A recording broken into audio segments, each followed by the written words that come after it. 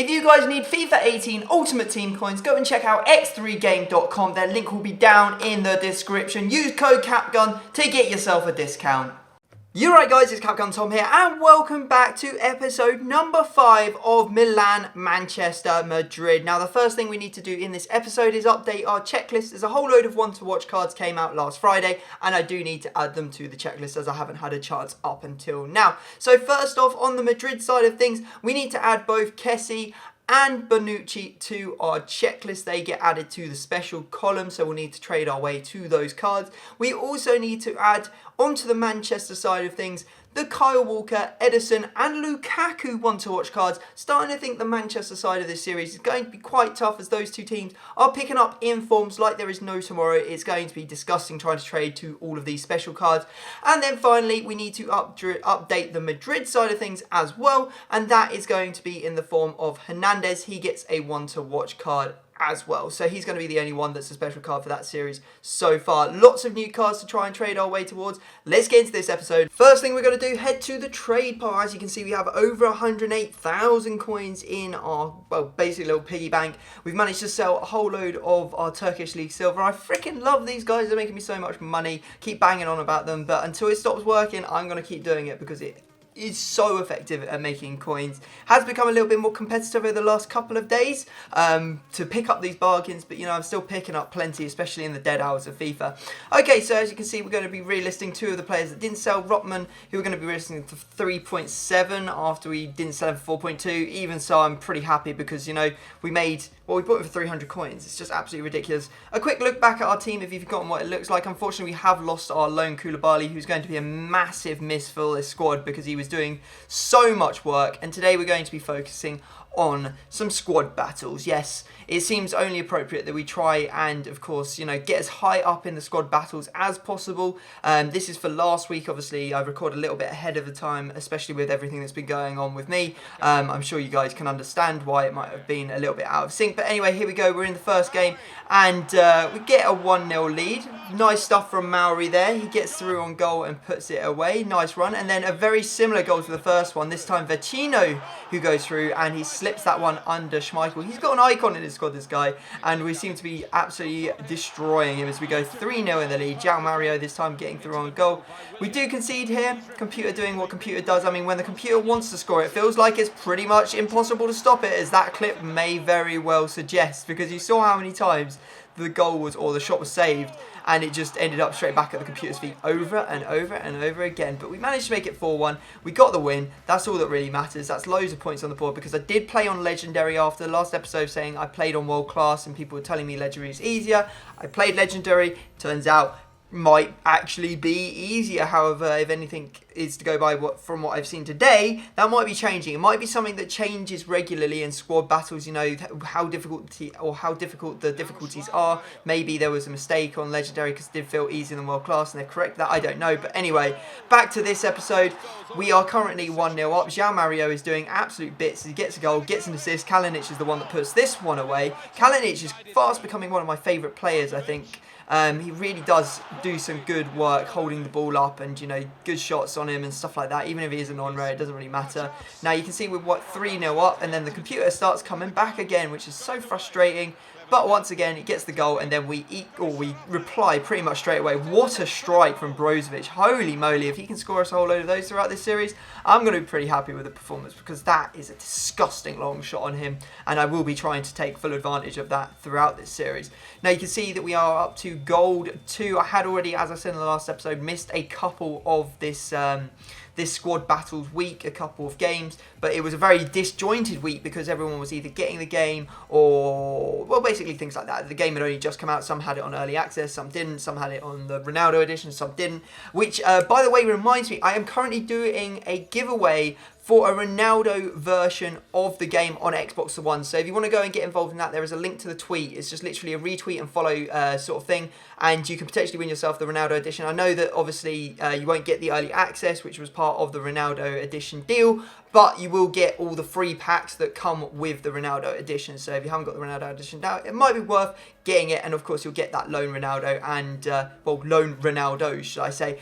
Anyway, back to the episode. I keep drifting off on a tangent here. I got to stick with the action. You can see that I am currently signing a couple players to upgrade our squad. I bought us a Montalivo, the CDM, pretty slow, but, you know, good defensive slats. He should be able to fit into that CDM role when Kessie's not there, or maybe into one of the centre mid positions if I'm feeling like I need to go a little bit more defensive. And we also bought ourselves, I can't even, is it Storari? Oh my goodness, I can't even remember. I think it is Storari. It is indeed. That is so embarrassing. Couldn't remember one of the players' name for this series. Come on, Tom. This is your whole FIFA 18 experience has been built around the Madrid team. You can't even remember the names? That's pathetic. Anyway, we're going straight into the next episode, or the next game here. Eder getting on the score sheet in the 15th minute. Good work, Eder, just slipping him in down the side in that channel. But here comes the computer Cardi, who I think just bulldozed one of my players. Literally bulldozed him. Gets a goal back. We get a goal back on him, so we're 2-1 up, looking good. You know, we want to get, basically we want to win every game, and we will be looking for those higher score margins to get as many points as possible, because on Legendary, if you get like a 5-0 win with 60% possession, you're looking at about 2,600 points, which puts you in sort of the running for top 100, which would be great. If we could get top 100 one week, I would be over the moon. But we're going to have to sort of weigh up if it's worth actually going for squad battles overall. You guys are going to have to let me know what you think down in the comment section, because I think I've worked it out. It's 12 games on both Saturday and Sunday, so that's 24. Then 5 games each midweek day, so that is another 20 games, so 44 games total. Plus the feature squad, that's 45 games total. That's more than the weekend league. Plus you're also playing the weekend league on 2 of the days where there's 12. Like, that is a lot of games. Like, if you want to play all the games you need to, plus the qualification tournament, you're talking like 90 games of FIFA a week. That is an absolutely insane amount of games. I don't know whether it's actually possible for me to keep that up. That's a lot of FIFA. I don't know what you guys think. And if it's going to be a choice between FUT Champions or squad battles, it's definitely probably going to be squad battles that goes by the side, because let's face it, the prizes just aren't as good, and the idea of the series is to get towards the ultimate team as fast as possible, the ultimate Madrid, Manchester and Milan teams. Anyway, there you saw another good result for us. That was a 5-2 victory, I think. We get 2,400 points, which is nice, which will propel us all the way into Gold 1, of course. Or in fact, it gets us all the way up to, just short of Elite 3 by 5 points. That's mental. Anyway, we go back into the arena. You can see that we have managed to sell those 2 players that hadn't sold from earlier. And yeah, it's time to get into some online gameplay, because I am an online gameplay kind of guy. I absolutely love playing online. I like beating other people and rubbing it in their faces. As bad as that sounds, that's just why I enjoy playing sort of like online games versus the computer, because the computer, you're just playing against the computer, playing against someone else if you're going online. So we're going into some divisions. We're in Division 9, I believe, at the moment.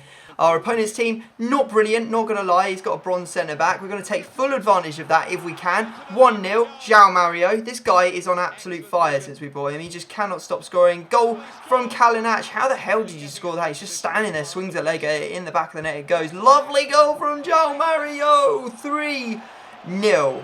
Absolute madness. This guy is so good. Kalinic is again through. 4-0 in the 68th minute. And can we get the 5 goals? No, we can't. Unfortunately, it ends 4-0, but that's enough to give us 3 points. That puts us on 9 in total. One more win will see us safe for another season. Or in fact, it might even see us promoted. But we really want to win the title, and that's what you're looking for in Division 9. So we go straight into another game. I know there's a lot of gameplay in this episode, guys. I really need to ask you whether you want me to make these episodes longer, because I'm currently already finished recording episode 8. Like, I don't know how I'm going to get this many episodes of Road to Glory in. Do I just start putting more content into one episode? Let me know down in the comment section as to what you want me to do. Anyway, we're in another Division game. This guy was, well, I felt like I had the best of it. I thought I was all over him. And as you can see, we are 2-1 up just before half-time. It was all looking pretty hunky-dory. But then out of nowhere, he plays one of those through balls from his centre-backs all the way to his striker. And with Ianicho versus Zapata, what chance have I got? And then 81st minute, it's literally like, he's just going all in. I just don't understand what happened. Like, he was nowhere near me, this guy. And then out of nowhere, he's scoring loads of goals. Anyway, we managed to get an equaliser in the 90th minute. I was like, thank God we've rescued a point. No loss on the record. But, I mean, what is that? He's toe poked it with the outside, like the outside of his boot, from out, like, it's basically on the edge of the box, near post. I mean, like, how do you stop that? That's crazy. I mean, he beat me on the possession, but on like shots and chances created, I did have the upper hand on him. Really unfortunate, we end up getting a loss there. And I think that's only the third loss of the entire series so far. I was kind of disappointed. Now, when you make a loss or you get a loss, you tend to make some bad choices, and I made a very bad choice because I decided I'd go and play as the next game. No gap, just straight into the next game, the 99 Griezmann squad on Legendary. And, you know, I'd be in Legendary, the computer on Legendary on a couple of games, but I think I overestimated what I might be able to do here because we go into the game and I think you guys already know what's going to happen to me here. Our team is not ready to be playing against the likes of Ronaldinho, the likes of Bellerin, for example, who scores the first goal, the likes of Henry. That 99 Griezmann is disgusting. There's Pogba just absolutely doing me, but Griezmann's there to put the shot off the post into the back of the net. Very frustrating. So it looks like we might be about to get our fourth loss, second loss back-to-back. That would be absolutely disgusting. But there's Kalinic. Maybe we can get back into it, I was thinking. But no, there's the centre-back to striker ball, Griezmann, who has like 99 pace versus my 40 pace centre-back. Just completely ruined me. There's Ronaldinho. Every single through ball the computer makes is perfect. It is very, very frustrating, especially on Legendary. We do get a second goal to make it 4-2, maybe to get ourselves a few extra points, but it really doesn't matter. This guy, the computer's just going in on me. And yeah, we end up getting, what, 1,400 points? Which is actually kind of generous considering, considering we got smashed so hard. Anyway. There you go. We get into Elite 3. We're looking pretty happy with that. Obviously, as I said already, that I'd missed some of the games in the sort of like squad battles so far through no fault of my own at this point. But we're going to try and get as high as we can. Now, I thought after the last episode or a couple episodes ago, a lot of people going, Tom, you've ruined my method. I can't believe you're showing people how to snipe Turkish League Silver players and you've ruined everything is basically what the sort of gist I was getting from everyone. That is not the case because as you can see, what I did to sort of prove those guys wrong is this is a couple days after I released the method. I went away and I filled up my entire trade pile. It took me about probably 45 minutes to fill up my entire trade pile, as you can see, and it is literally loaded with unbelievable silver players. We're at 103,000 coins at the moment. Can you imagine how many coins we're going to be at once all of this has sold? We're going to be able to start thinking about moving on to the Man United side of this team, or the Manchester side of this team, the Madrid side of this team. Maybe start thinking about picking up those big players for Milan, maybe the Bonucci's, the Handanoviches of the world, Icardis, etc., etc. Maybe we should be looking to start picking up those and really strengthen our squad. Hoping to have two teams that we can rotate and... I'm not really sure how it's going to work. We'll have to sort of see how it pans out. It's just how I'm feeling on the day as to how we'll go with this series. But you can see there are so many cards that I bought, all for under 300 coins, all getting listed up for like the 500 or better mark. You know, every single card pretty much was selling for 500, 450 coins at the very least. And those were the bad cards. So I was still making profit on the bad cards. And then there's cards like this. There's 1,000 card there. There's, let's have a look at this next one. Obviously, this is going super fast because there's so many cards. I didn't want to just bore you with me showing you all these players that I picked up because there's so many of them. There's Sismanoglu, I think we get 1,000 for him. Ozma, 1,000 for him. Ndai, 1,000 for him. How many times am I going to say 1,000 for this guy, you know? Kosa, I know, goes for 500. We've got Boy, he goes 1,800. I mean, we are making absolute fat stacks right now. It's disgusting. Enrique there, that I listed 1.4. I believe I listed him for the wrong price. In fact, I listed the last two players for the wrong price. Should have been listing Paulo Enrique for more like the 3,000 or 4,000 coin mark, but I was looking at the wrong point on my list of players because I just made a huge list, wrote everyone's name down, and then put the prices next to them after I checked them so that I could list them all up in one go. And I just got lost, so I accidentally listed one up for the wrong price. Neff is there going for 2k. A Lukac here, who I'm going to be listing, I think, for 2k, 1,000 coins there. Another Boy for 1,800 coins. It's just absolutely crazy that you can make this many coins. And, you know, I think that eventually this method will stop working because the lowest price cards, so you search all Turkish League silver cards at the moment for 350 bin, there's none for 400 and there's some for 450. As soon as those cards, the lower cards, the ones that are currently I'm selling for like 500 coins, hit that sort of like lower threshold where they're maybe going for like the 300 coin mark, then this method is going to work a lot less effectively, because you're going to have a whole load of trash that keeps coming through in your filters that doesn't make any money. Anyway, because we've done so well in the trading, I thought let's go and buy ourselves a little reward, a little signing. As all good FIFA players would, I was blaming my goalkeeper for the last 2 results. I was like, no, you know what, Storari? I don't even know your name, sir. Get out of my team. Get Donnarumma back in. I'll actually fork out for the Donnarumma there. And, of course, now we're going to be able to add Donnarumma to our checklist. So, updating the checklist there, he gets the check mark next to his name. And, yeah, we're not looking too bad. We've almost, I would say we've probably got 2.5, 3 complete columns out of the maybe 4 columns total on that checklist. So we're not doing too badly at all. So, here we go. Opponent select time. We've refreshed our opponents. It's time to get back into squad battles. Yes, more squad battles action. As I said, there are so many games. Once we get into sort of like Foot Champions time, Foot Champions is running because obviously this was the weekend before Foot Champions starts. As soon as that sort of happens, we're going to be playing 90 games a week if we play all of them. Like, I'm honestly struggling to think how I'm going to fit this 90 games into maybe five Road to Glory episodes a week that I'll probably end up doing. We're talking like 90, that's like 18 games an episode. So at the moment, this episode I know has 11 games in, and it's a long episode with a lot of gameplay. So this has 11 in. On average, in the future, episodes will, if we want to play everything, we'll have 18 games per episode. That is legit madness. I don't know where EA think that the regular FIFA player is going to have enough time to actually, you know, play this many games. I just don't really understand. Anyway, we lost that game because I suck at penalties. Well, I also suck at trying to beat the computer as well, because we didn't get enough goals in regular time. But I also suck at penalties, which is the ultimate reason why we ended up losing that game. Now we're going to go into back-to-back games to just hammer out this squad battles, because I feel like that's what it might end up being like FIFA this year. You just have to hammer the game over and over again every day just so you get through all the games. Anyway, enough about how many games we have to play. Let's focus on some of the gameplay. D'Ambrosio, who's wearing number 1, I don't know why, manages to get a goal there. Brozovic gets a goal, the second one there, just before half-time, but the computer decides it wants to get one back. Borriello, who we used earlier in the series and was actually really effective for us getting the goal for them.